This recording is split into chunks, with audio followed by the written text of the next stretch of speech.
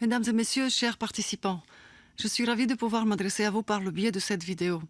Je ne peux être malheureusement parmi vous aujourd'hui, mais il était pour moi très important de partager quelques réflexions sur le déploiement de l'intelligence artificielle et son impact pour nos institutions et notre démocratie. L'intelligence artificielle est une avancée technologique majeure qui peut améliorer le monde dans lequel nous vivons. Elle pourra nous aider à lutter contre des maladies graves, à diminuer le nombre de morts sur la route ou encore à réduire l'impact environnemental de nos technologies. Ces exemples ne sont qu'une petite partie du champ des possibles qui s'ouvre à nous. En même temps, l'intelligence artificielle, comme toute autre technologie, peut être utilisée à mauvais escient, en particulier par rapport à la surveillance. Peut-être qu'Orwell avait vu juste et qu'il s'est seulement trompé d'une quarantaine d'années. C'est à nous de choisir quelle société numérique nous voulons créer pour demain. L'approche européenne que nous avons mise en place remet l'humain au centre. C'est la technologie qui doit s'adapter à la dimension humaine et non pas l'inverse.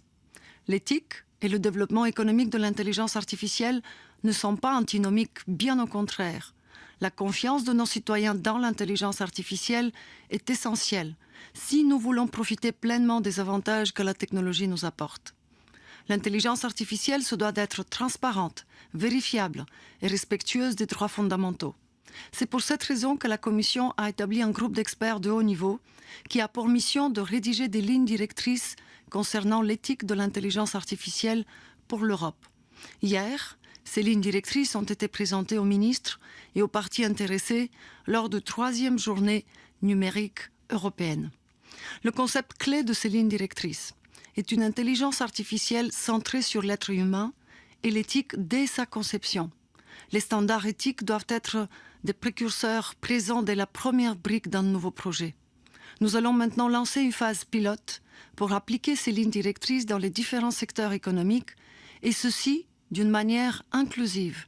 Nous allons présenter les résultats, les adaptations nécessaires et les prochaines étapes au début de l'année 2020. Mais pour pouvoir assurer nos valeurs en ce sens, l'Europe doit avoir une présence forte dans le développement de la technologie. Face à la concurrence d'autres pays très avancés comme la Chine ou encore les États-Unis, c'est un défi majeur qui nous attend. Autrement dit, pour défendre nos processus démocratiques, constamment exposés aux dangers des manipulations en ligne, il est primordial que nous conservions et développions notre propre savoir-faire dans le domaine de l'intelligence artificielle. Aujourd'hui, nous sommes pleinement conscients du défi et nous avons pris des mesures pour sauvegarder l'intégrité de nos décisions politiques. Par exemple, en établissant une cellule qui suit les menaces hybrides, cyber et physiques au sein du Service européen pour l'action extérieure. Mais demain, combattre les menaces numériques pour notre démocratie ne sera possible que si nous défendons les moyens technologiques et économiques afin de préserver notre autonomie stratégique. C'est pourquoi je considère que redoubler nos investissements dans le développement technologique de l'intelligence artificielle pour atteindre notre but de 20 milliards d'euros par an dans quelques années, accompagné en même temps d'une approche éthique qui guide notre action, c'est la voie à suivre.